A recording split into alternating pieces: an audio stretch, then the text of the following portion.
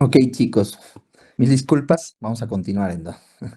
Caramba, se había cortado esto. Por eso que prefiero hacerlo presencial, para no traerles este tipo de situaciones. Creo que ya están todos. Ujú.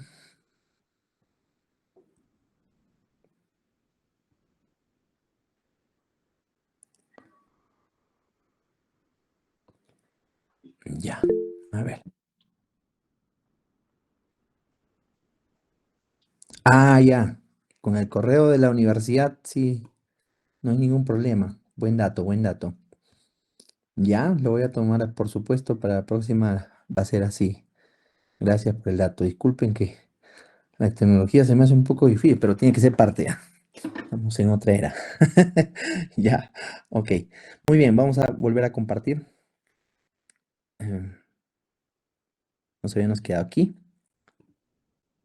en los síntomas del síndrome ovario poliquístico. ¿Sí? ¿Están todos ahí? Nuevamente, confírmenme nomás, por favor. Si están todos ahí. Sí, se escucha clarísimo, se ve. Sí, doctor. Ok, listo. Entonces, acuérdense que esto aquí se habrán, me imagino que se deben haber identificado a algunas personas, ¿no? Porque les habrán dicho, oye, doctor, a mí me han dicho que tengo síndrome ovario poliquístico. ¿Realmente lo tienes? ¿Te han hecho las pruebas efectivamente para que te puedan concluir de que eso es verdad? ¿No? Es importante determinarlo, ¿ok? Este, otro síndrome o cuadro clínico muy importante dentro de lo endocrinológico es el hiperaldosteronismo primario. Su mismo nombre menciona aldosteronismo. O sea, hay una hipersecreción de la aldosterona a nivel primario, obvio. ¿Y esto dónde está? En la glándula suprarrenal. Así que algo ha tenido que pasar en la glándula suprarrenal, efectivamente, para que se esté hipersecretando todo eso. La causa, acuérdense que esto es muy parecido al feocromocitoma. ¿Se acuerdan que en el feocromocitoma había una hipertensión? Obvio, no explicada, que no era la esencial o la primaria típica de las personas mayores. Igualito, en el hiperaldosteronismo, también efectivamente es la causa endocrina más común de hipertensión arterial sistémica, como están viendo aquí, ¿ve? Haces hipertensión arterial sistémica. Entonces, las causas pueden ser efectivamente hiperplasias o nódulos a nivel suprarrenal, que pueden estar en ambos riñones o glándulas suprarrenales, que es la causa más común. Pueden haber adenomas a nivel de la glándula suprarrenal, sinónimo del síndrome de Cohn, o conocido también como síndrome de Cohn, o haber una tumoración o un problema genético heredofamiliar, ¿no? Como el hiperaldosteronismo familiar. Entonces, efectivamente, esos parámetros son importantes. Este, uy, caramba.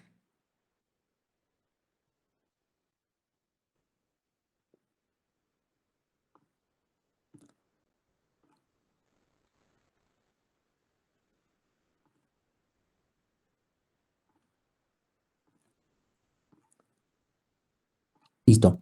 Estos parámetros son importantes para el hiperaldoteronismo primario. Entonces, si ustedes ven, para poder traducir y no hacerse muchas bolas, chicos, a una persona joven con hipertensión arterial, ¿no? No es normal que la hipertensión aparezca en una persona joven y no hay una causa que efectivamente lo explique. Hay que pensar hiperaldosteronismo primario. Pero ustedes dirán, pero doctor, feocromocitoma también es una opción. Pero acuérdate que el feocromocitoma es mucho más frecuente entre los 40 y 50 años. Esto es más frecuente en jóvenes. Y si hay una hipertensión arterial no explicada en persona joven, más tengo que pensar en un hiperaldosteronismo que en un feocromocitoma, por el mismo epidemiología. El otro es muy poco frecuente, da de 1 a 2 personas de cada 100.000. En cambio, esto de aquí es mucho más frecuente en los pacientes jóvenes, ¿ya?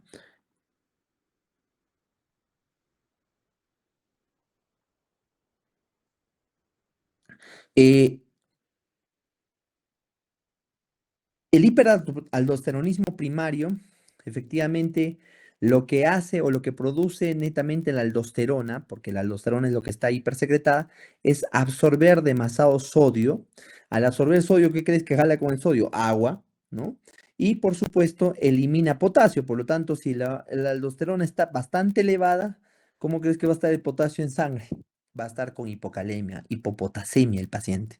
Y efectivamente, pues, la hipocalemia me va a llevar a problemas netamente, pues, de tetania, me puede llevar de parestesias, ¿no? De calambres e inclusive hasta de parálisis muscular. Acuérdense que el potasio es muy importante dentro de la polarización muscular, por lo cual el hiperaldosteronismo primario se caracteriza efectivamente con un potasio tan bajo que inclusive puede llevar a arritmias ventriculares por potasio tan bajo que me lleva a trastornos electrocardiográficos, ¿no? Se aplana la onda T, se infradesnivela el ST, aparece la onda U y comienzan a aparecer extrasístoles ventriculares. Eso efectivamente me va a llevar a un problema de arritmia en el paciente como riesgo, ¿no? En el caso de que hay absorción de sodio, puede haber hipernatremias leves, no por moderadas ni severas, a pesar que hay una absorción exagerada de sodio, porque como jala agua también va a haber dilución de este sodio y por eso es que no se ve tan marcado la hipernatremia. El potasio disminuido sí es uno de los cuadros más típicos.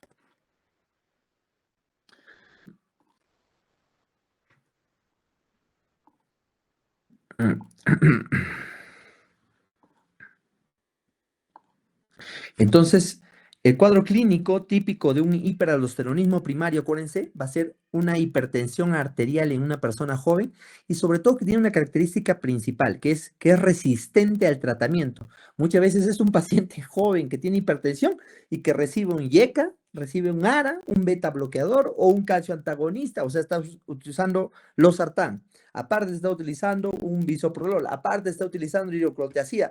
¿Por qué utiliza tantos fármacos? Y es porque su hipertensión es bastante refractaria. Y en una persona joven te preguntarás, ¿pero por qué tiene hipertensión tan joven? Entonces, frente a ese caso, tienes que pensar hiperaldosteronismo primario. También hay secundario, pero aquí hablamos de primario porque netamente la diferencia entre primario y secundario es que cuando tú dosas la aldosterona y la renina, en el primario la aldosterona está aumentada, por eso es hiperaldosteronismo primario. En el secundario también, pero en el caso de la renina, en el primario está disminuido y en el secundario está aumentado. Eso va a ser para la diferenciación de las causas, sea de primario o de origen secundario. ¿A quién entonces voy a realizar? Acuérdense esto, aquí están unos pasitos como en resumen, ¿ven? Diagnóstico dice. Primer paso, ¿a quién le realizo este escrutinio de pensar en un hiperaldosteronismo primario?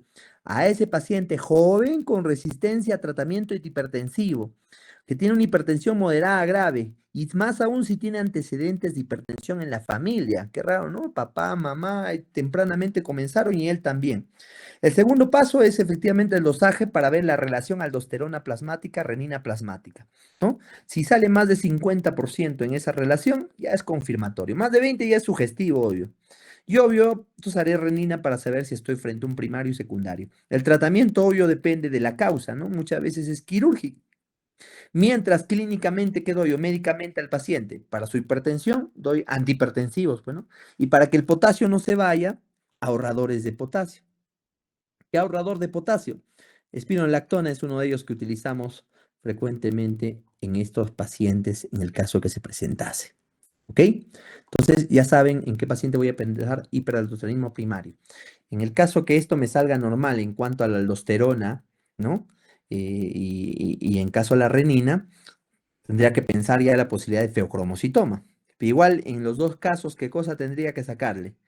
Una tomografía, ¿no? Para poder valorar si efectivamente tiene algún tipo de alteración estructural a nivel de la glándula suprarrenal. Acuérdense que efectivamente el adenoma suprarrenal en hiperaldosteronismo primario viene a ser lo que es el síndrome de Cohn. No les vayan a agarrar con eso. También puede haber todo lo contrario, no un hiperaldosteronismo, sino una insuficiencia, pero en este caso no solo de la aldosterona, sino de toda la insuficiencia suprarrenal, de la glándula suprarrenal, conocida también como enfermedad de Addison, ¿no? La enfermedad de Addison efectivamente viene a ser porque las hormonas que se producen en la corteza suprarrenal, a diferencia de la médula como en la aldosterona, están disminuidas. Y obvio, esto es muy, así como el hipertiroidismo tiene contrario al hipotiroidismo, el Cushing tiene todo lo contrario a la suprarrenal, ¿no? En este caso, la principal causa es autoinmune, ahí está, anticuerpos anti-21 hidroxilasa contra la glándula suprarrenal, la terminan destruyendo. Y una forma de relacionar que la causa muchas veces es suprarrenal es de que el paciente inclusive tenga, como ven aquí en la mano, la coloración hipocrómica típica. Un ratito, vamos a aceptar a su compañero.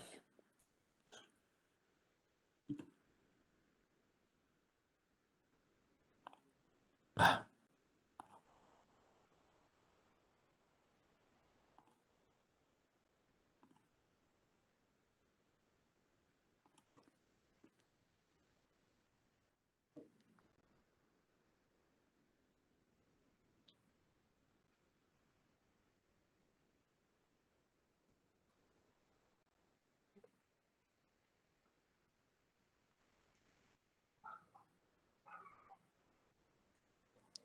Ok, entonces, en el caso de que el paciente efectivamente a la evaluación clínica ve que tiene las coloraciones hipocrómicas, el vitiligo, por no decir, entonces podría relacionar que su causa de insuficiencia suprarrenal o Addison es de causa autoinmune, ¿ya?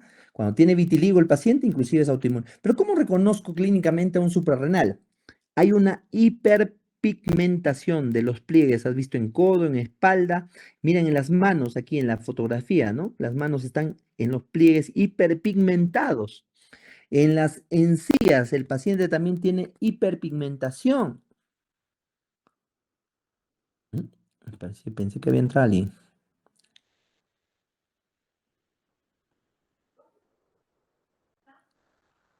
¿No? Hiperpigmentación en las encías, en los pies, miren, y inclusive aquí cuando comparan una mano normal y con el tiempo, cómo cambia la coloración de un paciente con insuficiencia suprarrenal, ¿no? Entonces, este cuadro clínico del paciente es uno, porque a diferencia del Cushing que subía de peso, este baja de peso. Este va a manejar hipotensión. El Cushing manejaba hipertensión, este maneja hipotensión. La libido puede estar disminuida, la hiperpigmentación es típica de los pliegues y de las encías, ¿no? El paciente muchas veces sabe por qué consulta frecuentemente este paciente con insuficiencia renal. Viene porque tiene astenia, debilidad, o sea, cansancio. Se cansa fácilmente, me siento muy débil, doctor, estoy muy débil. Y muchas veces se asocia efectivamente a síntomas gastrointestinales, como vómito, diarrea y dolor abdominal. Esto que ustedes ven acá en la parte baja son los síntomas más frecuentes por el cual el paciente acude al consultorio por insuficiencia suprarrenal. Entonces, acuérdense que la astenia es el síntoma más representativo asociado al vómito, diarrea y dolor abdominal para insuficiencia suprarrenal. Ahora, si ustedes lo evalúan y ven la hiperpigmentación, el vitiligo, ¿no? Ya pues es más que obvio que estás frente a una insuficiencia suprarrenal. El diagnóstico obvio, o lo hago dosándole el ACTH en sangre, ¿no? Cortisol, glucosa, sodio, potasio, el calcio, obvio va a encontrar una hiponatremia, en este caso una hipercalemia. En el hiperaldosteronismo, acuérdense que encontraba una hipernatremia más bien con una hipocalemia. Aquí es todo lo contrario, una hiponatremia con una hipercalemia. Y obvio una tomografía o un examen de imagen para poder descartar que haya tumores o algún tipo de lesión estructural a nivel de la glándula suprarrenal, sobre todo a nivel de la corteza suprarrenal. El síndrome poliglandular autoinmune, acuérdense, existe, o sea, síndromes que varias glándulas comienzan a fallar y son de origen autoinmune. Existen tres tipos, ¿no? Tipo 1, tipo 2 y el tipo 3. El tipo 1, por ejemplo, es que un paciente tenga la enfermedad de Addison, obvio, de causa autoinmune, con un hipoparatiroidismo autoinmune, que lleva inclusive a una candidiasis mucocutánea. Esto secundario, efectivamente, a la inmunosupresión que se produce por la insuficiencia suprarrenal. Se meten muchas veces los hongos. Es muy típico que se meta hongos. Inclusive la tiña es típico en estos pacientes, el muget, hablando en la candidiasis mucocutánea. Si veo estos tres componentes, hablaría de un tipo 1. Si el paciente tiene enfermedad de Addison, ¿no? O sea, insuficiencia suprarrenal, asociada a una enfermedad tiroidea autoinmune, más una diabetes mellitus autoinmune, estamos hablando de una tipo 1, hablaría de un tipo 2. Y si en caso es la enfermedad tiroidea autoinmune asociada a otra enfermedad endocrina, ya sea hepática, gastrointestinal autoinmune, ¿no? O neuromuscular o de piel autoinmune, ¿no? O sea, o enfermedad colágeno, de la enfermedad del colágeno, hablaríamos de un tipo 3. Aquí es muy importante recordar el tipo 2, porque en el tipo 2, como vemos aquí, por ejemplo, miren la paciente, cómo era su foto de antes. Muchas veces le pides, oye, enséñame una foto de antes. Miren la coloración o la pigmentación que tenía su cara, y el cuello y su cara. Y miren al tiempo cómo ha cambiado la hiperpigmentación marcada en el paciente, ¿no? Entonces ahí puedes tener un autoinmune, este es justo de un poliglandular tipo 2. Cuando esta enfermedad de tipo glandular tipo 2 tiene la enfermedad de Addison, o sea, insuficiencia suprarrenal, y se asocia a una enfermedad tiroidea autoinmune, llamamos el síndrome de Smith. Y si en caso este Addison está en una diabetes tipo 1, es el síndrome de Carpenter, ¿no? No es el del Carpenter genético, este es netamente del autoinmune, ¿no? Eso para que lo puedan recordar. Acá lo he puesto en un cuadrito. Está en su libro también, tal cual, para poder recordar que existen síndromes poliglandulares, donde varios autoinmunes y por varias glándulas, por eso se llama síndrome poliglandular, componen una misma enfermedad en un paciente. Vamos con el panhipopituitarismo. El panhipopituitarismo, como su menciona, acuérdense que vamos a volver un poco aquí, ok.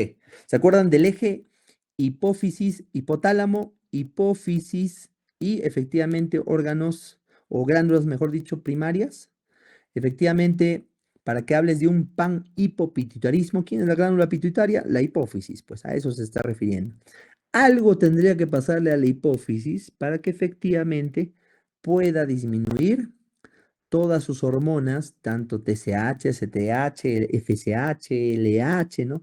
El factor de crecimiento, la prolactina, la oxitocina, la hormona antiurética, por supuesto, dependiendo qué cosa lo ha afectado, que puede afectarle muchas cosas, desde un tumor, infecciones autoinmunes, hasta una fibrosis, se puede afectar un traumatismo, una isquemia, o sea, la apoplejía, todo es posible que pueda pasar a la adenohipófisis o a la neurohipófisis o a toda la hipófisis, a la glándula pituitaria. Entonces, cuando efectivamente se afecta esta glándula, va a ir a una hiposecreción de sus hormonas. Y efectivamente voy a tener un hipopituitarismo. Hipopituitarismo no es lo mismo que panhipituitarismo. Hipopituitarismo, como menciona aquí en tu libro, menciona de la disminución de la secreción de una o de más hormonas hipofisiarias. Y esto puede ser parcial, de una o varias, o puede ser selectivo, solo de una de ellas. Pero cuando hablo de panhipopituitarismo, pan habla de todo. O sea, hay una disminución o una deficiencia completa de la secreción de hormonas de todas las que dependen de la glándula pituitaria, ya sea adeno y neurohipófisis. Ahí recién hablaría de un panhipopituitarismo. Si no, efectivamente hablo de un hipopituitarismo, ya sea parcial o selectivo. Pero efectivamente en tu libro vas a encontrarlo como panhipituitarismo. Entonces hay que entender de que aquí todas las opciones que he visto, ¿te acuerdan de hipotiroidismo? Obvio, pues la glándula pituitaria también está como jefe de la glándula tiroidea, por lo tanto va a ir a hipotiroidismo. De la glándula suprarrenal, por supuesto, va a ir a insuficiencia suprarrenal. De las gónadas, por supuesto, ovario y testículos, todo van a disminuir en hormonas, ¿no? Entonces, efectivamente, estos pacientes, en cuanto a la prolactina y todo eso, también voy a tener problemas a nivel de la glándula mamaria. Entonces, ¿qué puede causarme problemas en la hipófisis, ¿no? O en la glándula pituitaria para que yo pueda decir que estoy frente a eso? Aquí están tumores hipofisiarios, infecciones, problemas vasculares, enfermedades infiltrativas y iatrogénicas y las famosas que siempre tenemos idiopáticas, ¿no? Hola, hijito, un ratito, papi, a ver. Oye, estoy en clase, hijito. Ya, espérame un ratito. Espérame un ratito.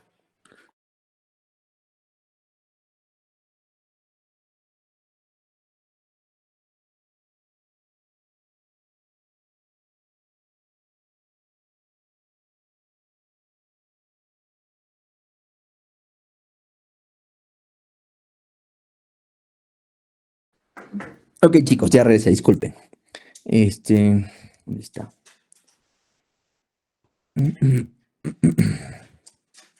Entonces, puedo tener desde tumores hipofisiarios que pueden estar a nivel hipotalámicos Uno de los tumores más frecuentes en niños, acuérdense, en la bibliografía está, en los exámenes también viene, en niños es cráneofaringioma, ¿no? Entonces, pero también pueden haber otras tumoraciones como meningiomas, gliomas, amartomas, que también pueden producir tumores hipofisiarios. La tuberculosis y el VIH, incluyendo estas infecciones de transmisión sexual, son muy frecuentes para que se altere la glándula pituitaria y me dé un panhipopituitarismo o un hipopituitarismo. Entonces son opciones también como causas. Y vasculares, las apoplejías, ¿no? Infartos, posparto, vasculitis, ¿no? Autoinmunes, ¿no? Aneurismas, trombosis o estados protrombóticos que me llevan a trombosis del seno cavernoso me pueden llevar a un panhipopituitarismo. Problemas de arteriosclerosis, ¿no? Enfermedades como mielotisis, ya por infiltración de tumoraciones o por hemocromatosis, histiocytosis, sarcoidosis, las iatrogénicas por glucocorticoides, obvio, cuando se cortan efectivamente bruscamente me va a llevar a un hipopituitarismo, ¿no? Y aquí tenemos un cuadrito donde se ven las mismas opciones, cómo producen efectivamente la disminución. ¿Y a qué me lleva eso? El panhipopituitarismo, obvio, como hemos mencionado, las demás bajas de las glándulas, me va a llevar primero a una disminución de ¿qué? De la hormona de crecimiento. Por lo tanto, el paciente puede entrar en atrofia testicular, disfunción eréctil, infertilidad en ambos sexos, por oligo y amenorrea en el paciente. La FSH, perdón, disculpen, esto de aquí, esto está al revés.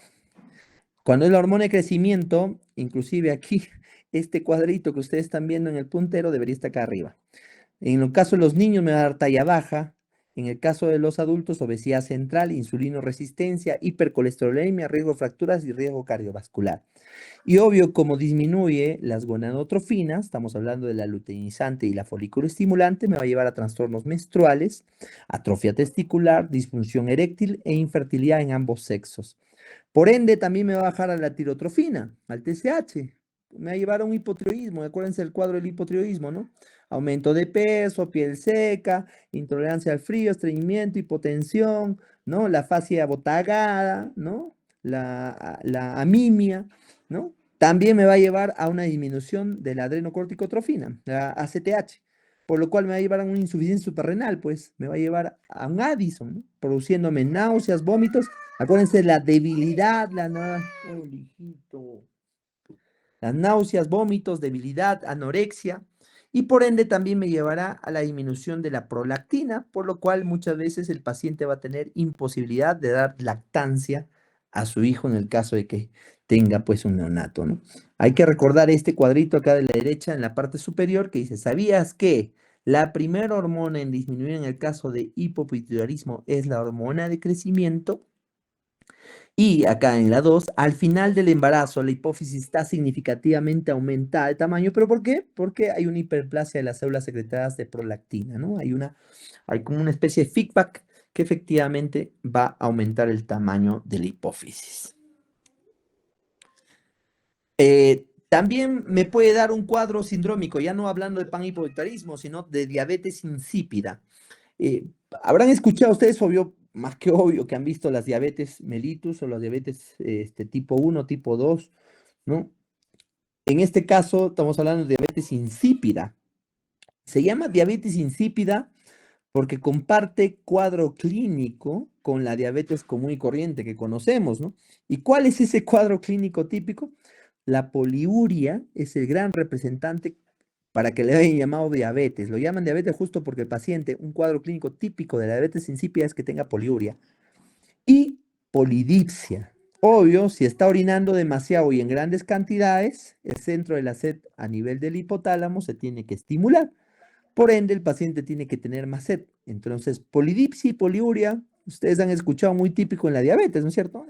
Ahí se aumenta, es obvio, polifagia, doctor, pérdida de peso, es la otra P. Sí, pues aquí no entra pérdida de peso ni tampoco, bueno, pérdida de peso sí, porque quieras o no, la poliuria lleva a disminución de peso en el paciente.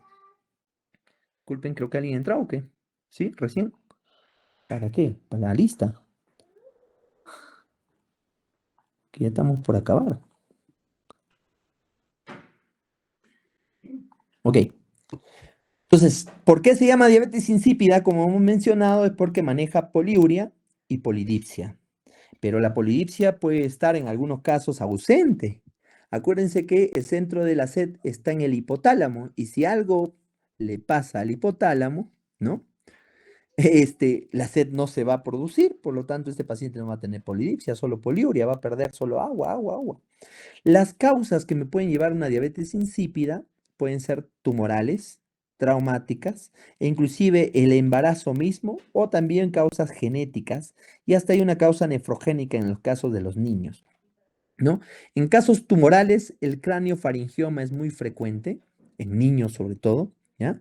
O efectivamente tumores como los que están viendo aquí de mama, pulmón, riñón, de ganglios, ¿no? De colon, de piel, bueno, también me pueden llevar una diabetes insípida. Para eso efectivamente tiene que llevarme a un problema en donde, en la adenopófisis o en la neurohipófisis, o sea, en la hipófisis anterior o en la posterior en la posterior, porque la neurohipófisis secreta la hormona antidiurética y el problema de la diabetes insípida se da porque efectivamente hay una alteración en la disminución de la hormona antidiurética, ¿no?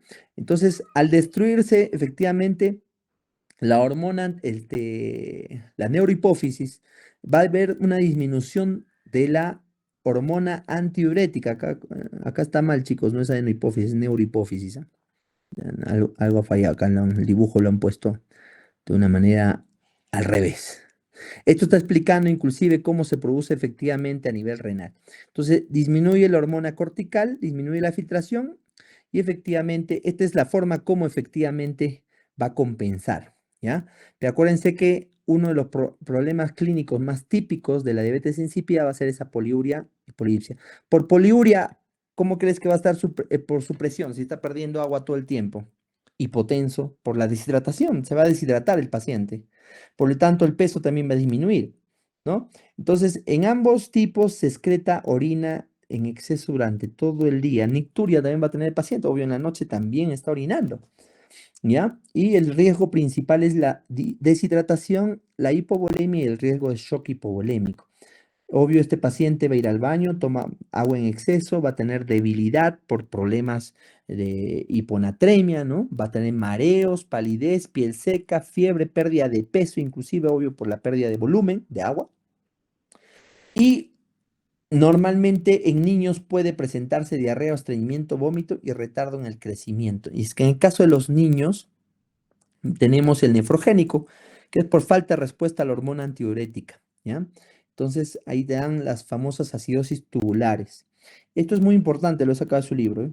Si como parte de la enfermedad de base se encuentra afectada el hipotálamo, por lo tanto el centro de la sed se produce una adipsia, la ausencia de sed que les había mencionado. Por lo tanto el paciente al no tomar agua va a tener dificultad para ingerirlas y por lo tanto esa poliuria más rápidamente va a llevar a la deshidratación, a la taquicardia, al shock hipovolémico, ¿no? Y eso lo puede matar al paciente. Ese es uno de los riesgos por fallo de los hormoreceptores. Esto se llama diabetes, ya saben por qué, no tiene nada que ver con la glucosa, acá no hay hiperglicemia ni nada de eso. Y para poder terminar, chicos, esto es un caso clínico, ¿no? Por ejemplo, dice, Paulina, de 39 años, consulta por dolor abdominal, vómito, fiebre, hipotensión arterial. Hasta el día anterior estaba asintomática. La enferma impresionaba como grave, hipotensa, un pulso de 92 por minuto, una temperatura de 39 grados. Se hallaba en amenorrea desde su único parto hace 2 años atrás y carecía o carece de vello axilar y pubiano. Tiene antecedentes de cólicos abdominales o dolor abdominal ante situaciones conflictivas. El laboratorio mostró una tirotrofina muy baja, cifras de cortisol disminuida, gonadotrofina no dosable y prolactina en el límite inferior. Lo demás de análisis fueron normales. ¿Cuál es el diagnóstico más probable? Por favor, a ver, algún participante. Que lo sustente, por supuesto. Acuérdense que en su examen va a venir algo muy parecido, así, ¿no? Entonces, analicen. Dice, es mujer, 39 años, dolor abdominal, vómito, fiebre, hipotensión arterial. La enferma impresiona grave hipotensión, pulso, fiebre, Está menorrea desde su último parto hace 2 años atrás, carecía de vello axilar o carece de vello axilar pubiano también. Tiene antecedentes cólicos abdominales ante situaciones conflictivas. Y obvio te da el laboratorio inclusive, ¿no? Le sacan un examen de sangre, encuentran una tirotrofina muy baja. Tirotrofina es la TSH. Cifras de cortisol disminuida, el cortisol está disminuido. Las gonadotrofinas están no dosables, o sea, ni siquiera se puede dosar, pues están disminuidas. Gonadotrofinas, ¿quiénes son? Ya sabemos, FSH y LH. Y la prolactina está en el límite inferior. Los análisis restantes fueron normales. ¿Cuál es el diagnóstico más probable y por qué? Quisiera que lo sustente. ¿Algún participante, por favor? Active su micro.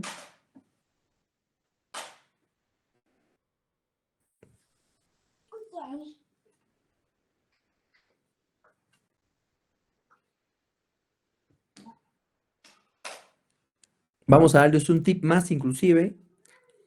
La paciente tuvo problemas en la lactancia para su bebé. No salía nada de leche, poquísima leche.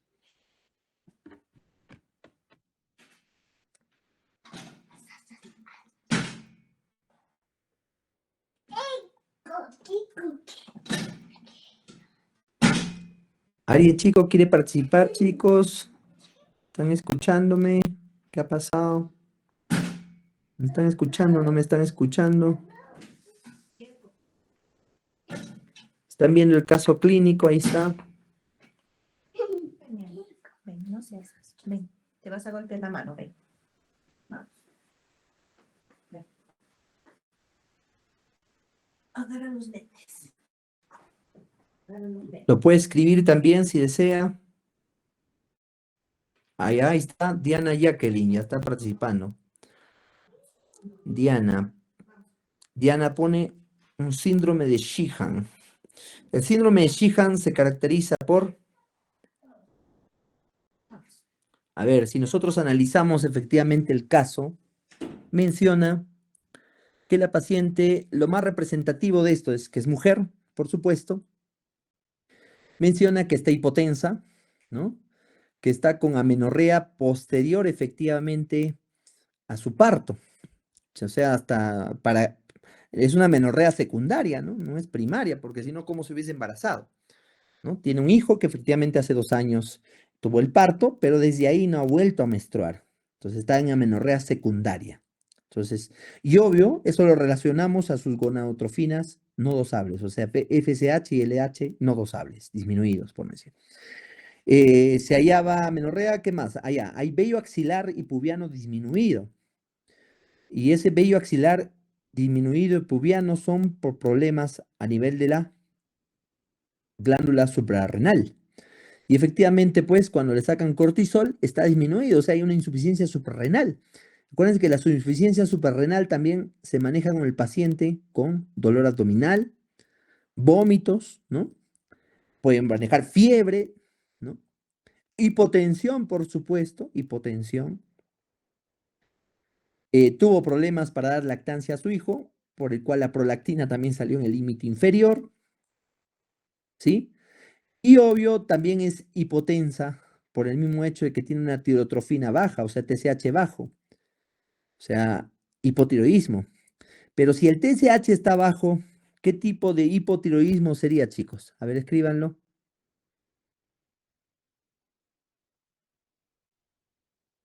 Alguien que lo escriba. Su TSH o su tirotrofina ha salido disminuida, por lo cual, ¿qué tipo de hipotiroidismo sería? Sería un primario, secundario, terciario. Secundario, por supuesto. El problema entonces, ¿dónde debe ser? ¿En la tiroides? El problema es en el hipotálamo o es en la hipófisis. En la hipófisis, por supuesto. Entonces, cuando nosotros revisamos aquí, vamos a ver aquí, ahí, disculpen.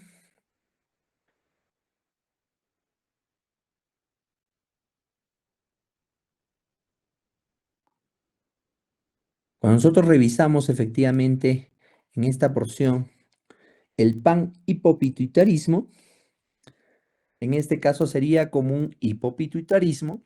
No sabemos si es un panhipopituitarismo porque tendríamos que dosar las demás hormonas para saber si efectivamente son todas las hormonas en completo las que están bajas. Pero no es un selectivo, de eso estamos seguros, ¿no? A lo más puede ser un hipotalarismo parcial, o sea, de varias hormonas. En este caso sí hay varias hormonas. Y aquí es uno típico en vasculares, ¿ves? En donde ven el puntero. Infartos posparto, síndrome de Sheehan. Y esto se produce muchas veces porque en el parto, ya sea por cesárea o por parto vaginal, hay demasiada pérdida de volumen sanguíneo, llevando a una isquemia de la glándula hipófisis.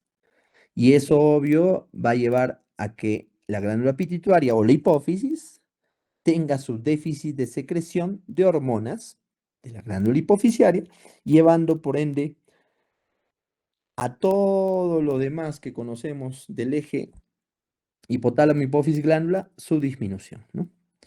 Y cuando está relacionado efectivamente al parto, como en este caso habla de una amenorrea posparto, es conocido como un síndrome de Sheehan, ¿no? Es importante que lo tomen en cuenta. Eh, Esto es como una especie de resumen. Le he tratado de poner bastantes gráficos, nomás chicos, no mucho texto, porque sé que los va a enredar. Si no, revísenlo, por favor. ¿Tiene alguien alguna pregunta? Hágalo ahora, por favor.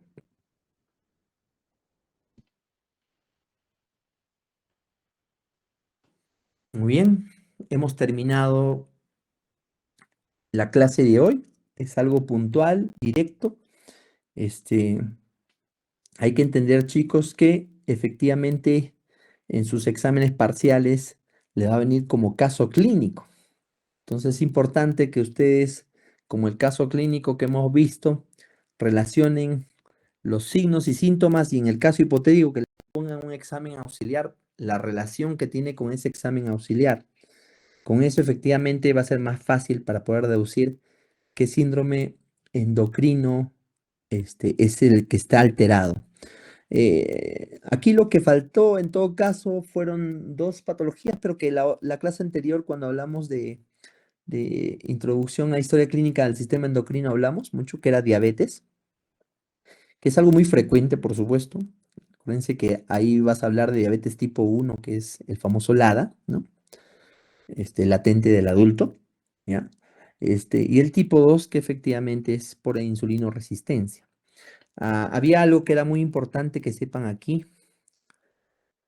En el hiperandrogenismo, por ejemplo, les puedo dar el tip aquí, o síndrome hiperandrogénico, también se produce esto. Miren, miren esto que están viendo aquí en la parte de los pliegues, esa hipercromia, que se llama acantosis nigricans, que muchas veces se puede asociar también a acrocordomas, que son como unos lunares que llaman ustedes lunares Carnen, en la parte posterior, acrocordomas. Asociado a esta acantosis nigricans son signos indirectos de insulinoresistencia. Y justo el síndrome hiperandrogénico o hiperandrogenismo también maneja un problema de insulinoresistencia. O sea que si en caso le sacas unos dosajes de glucosa en ayunas o postprandial o le haces el test de la tolerancia, lo más seguro es que te va a salir como una prediabetes, ¿no? Porque es la insulinoresistencia. En muchos casos puede evolucionar inclusive a diabetes, ¿ah? Pero esto también no solamente es típico de la diabetes, estás viendo que también puede presentarse en un síndrome hiperandrogénico o hiperandrogenismo. ¿Quién es el gran representante? Hemos dicho hace un momento, síndrome de ovario poliquístico, ¿no? Entonces, acuérdense, esto es muy preguntado en los exámenes de NAM también. La diferencia efectivamente del hiperaldosteronismo primario con el feocromocitoma, hemos dicho, el hiperaldosteronismo primario es más frecuente epidemiológicamente que el feocromocitoma. Los dos manejan hipertensión. La diferencia es que el feocromocitoma es mayor incidencia entre la cuarta y quinta década. En cambio, el hiperaldosteronismo primario es más en jóvenes. Es una hipertensión refractaria al tratamiento. Normalmente son pacientes que utilizan antihipertensivos entre 2, 3 antihipertensivos, ¿no? Entonces, Y acuérdate que el hiperaldosteronismo primario, como la aldosterona, aumenta efectivamente la absorción de sodio y elimina el potasio, vas a tener hipocalemia en este paciente, hipocalemia. Entonces, típico, a diferencia de la insuficiencia suprarrenal, ¿se acuerdan? Acá no tienes hipocalemia, acá tienes hipercalemia más bien. Acá el sodio está bajo y el potasio está elevado, al revés. Muy bien, chicos. ¿Alguien tiene alguna pregunta? Escríbalo o tome el micro, por supuesto, apertúrelo y coméntemelo.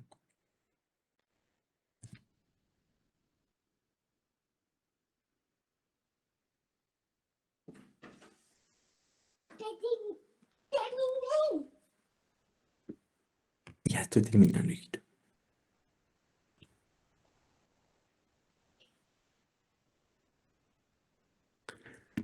Muy bien, chicos, por favor avisar que mañana sí las clases a sus otros compañeros se va a realizar de manera normal y presencial en sus aulas, ya separadas de 7 a 10, como es el horario normal. Si no hay ninguna pregunta y ninguna duda, le voy a pasar a Miguel, al representante de ustedes, las diapositivas para que se las puede pasar a ustedes. ¿Ok? ¿Hay alguna observación más? ¿O algo que quieran comentar?